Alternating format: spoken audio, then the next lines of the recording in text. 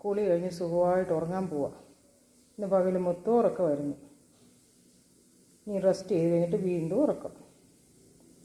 ഇങ്ങനെ ഞാൻ ഉറക്കേണ്ടു, എങ്ങനെ ഞാൻ ഉണർത്തേണ്ടു, എങ്ങനെ ഞാൻ ഉറക്കേണ്ടു, എങ്ങനെ ഞാൻ ഉണർത്തേണ്ടു, മനസ്സിൻ ആലീലയിൽ പള്ളികൊള്ളും മിട്ടുവാവേ, എങ്ങനെ ഞാൻ ഉറക്കേണ്ടു, എങ്ങനെ ഞാൻ ഉണർത്തേണ്ടു.